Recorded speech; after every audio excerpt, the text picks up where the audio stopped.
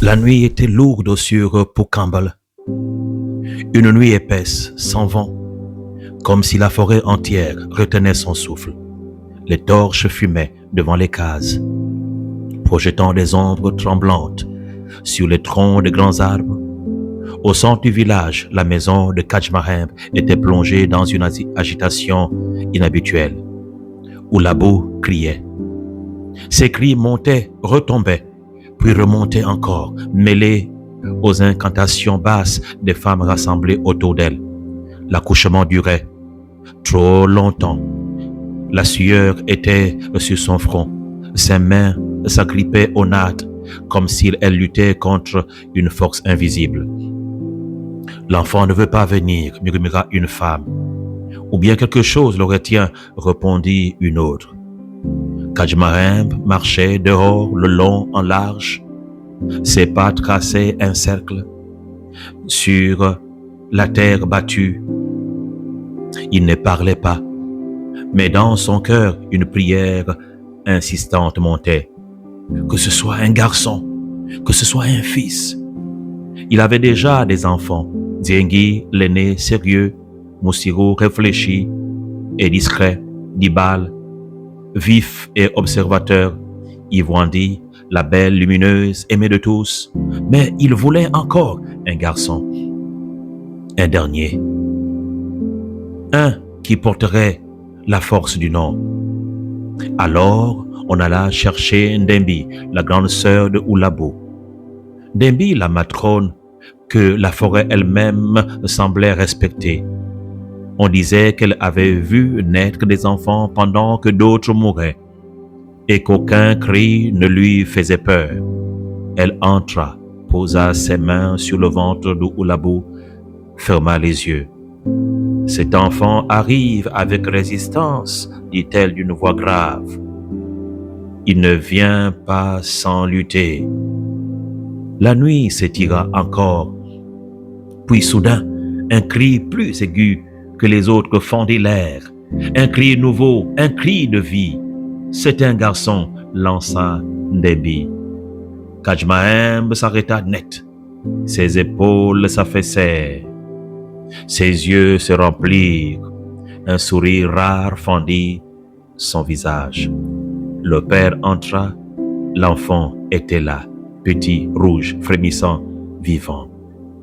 Mais Ndembi ne souriait pas. Sa naissance a été difficile, dit-elle. Cet enfant a traversé la douleur avant même d'ouvrir les yeux. Kajmarembe observa longuement le nouveau-né, puis il parla. Il s'appellera Bitoli. Un silence tomba. Bitoli? Répéta quelqu'un. Pourquoi ce nom? Demanda doucement Oulabo épuisé. Kajmarembe répondit sans détour. Parce qu'il est né dans les ennuis. Parce qu'il a traversé le tort et la résistance. Qu'il porte ce nom pour se souvenir que la vie ne lui fera pas de cadeau. Bitoli, l'enfant des difficultés. Mais à peine le nom fut-il prononcé que quelque chose d'étrange se produisit. Un bruit d'aigle. Un frémissement venu d'en haut. Les anciens sortirent, les femmes se levèrent, les enfants cessèrent de courir sur le grand arbre du village, là où personne ne nichait jamais. Une troupe de perroquets venait d'apparaître. Ils étaient nombreux, trop nombreux. Leurs plumes vertes, rouges et jaunes illuminaient la nuit comme les braises vivantes. Ils criaient, ils tournaient, ils s'installaient. Cela n'est jamais arrivé, murmura un ancien.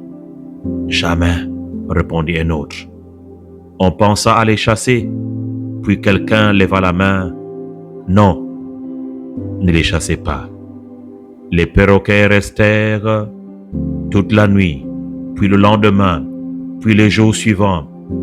Ils ne détruisaient rien, ils observaient. Alors les anciens se réunirent. Un enfant qui arrive dans la douleur, dit l'un. Un nom lourd dit un autre.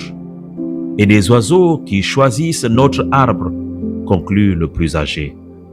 Un long silence. Est-ce un signe? Est-ce un avertissement ou une promesse? Personne ne répondit. Dans la case, Bitoli dormait, ignorant encore que son arrivée avait troublé l'ordre invisible des choses. Il respirait calmement, comme si la lutte était déjà derrière lui. Mais la forêt savait, la rivière Tsaïri, au loin, avait ralenti son cours. Et les ancêtres, dans le bruissement des feuilles, murmuraient déjà: cet enfant portera le poids d'une douleur, mais aussi la clé du salut. Ainsi commença l'histoire de Bitoli. Non pas dans la joie simple, mais dans le signe, le mystère et la tension. Alors, vous venez de suivre le prologue d'un livre, le livre de Bitoli, cet enfant qui naît dans